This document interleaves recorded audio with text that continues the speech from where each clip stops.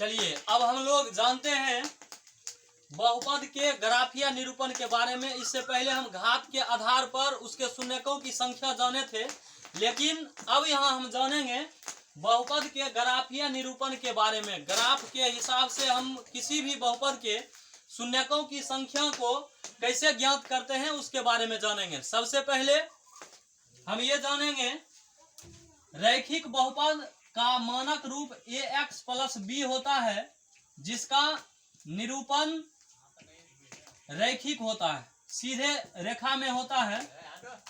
इसी तरह से इस तरह से होता है, इस तरह से होता है, रैखिक होता है। एक चर वाले में जिस तरह से हम लोग करते थे उसी तरह से इसमें होगा, यानी रैखिक बहुपद का निरूपण जो है रैखिक ही होगा, एक सरल रेखा होगा। लेकिन जब हम द्विघात बहुपद की बात करते हैं उसमें रैखिक न हो करके उसका ज्यामितीय निरूपण ग्राफ परवलय होगा। परवलय इस तरह से होगा, जिसको हम पाराबोला भी कहते हैं, इस तरह से होगा।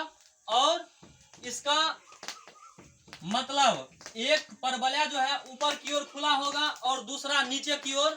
ऊपर की ओर जो खुला होगा उसमें होता है जब a 0 से बड़ा होता है, और जब नीचे की ओर खुला होता है उस समय a जो है 0 से छोटा होता है। इसका मतलब यानी एक्स स्क्वायर का गुणांक यदि धनात्मक संख्या होगा तब परवलय जो है ऊपर की ओर खुला हुआ रहेगा, लेकिन एक्स स्क्वायर का गुणांक ऋणात्मक संख्या होगा, उस स्थिति में परवलय नीचे की ओर खुला हुआ रहेगा। जैसे x square plus 5x plus 6, इसमें एक्स स्क्वायर का गुणांक एक धनात्मक संख्या है, एक है, इसका परवलय जो है ऊपर की ओर खुला हुआ रहेगा। लेकिन 6 plus 5x minus x square, इसमें एक्स स्क्वायर का गुणांक एक ऋणात्मक संख्या है, इसीलिए परवलय नीचे की ओर होगा।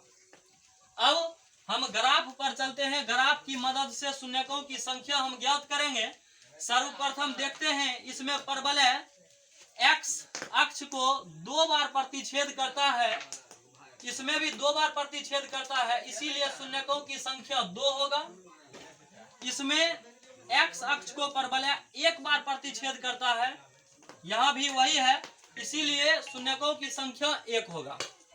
और यहाँ पर परवलय x अक्ष को 1 भी बार प्रतिच्छेद नहीं करता है, इसी तरह से यहाँ भी x अक्ष को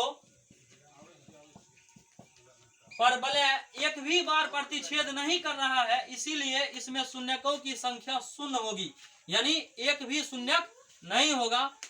और इसको हम कह सकते हैं जो द्विघात समीकरण के कितने शून्यक हो सकते हैं।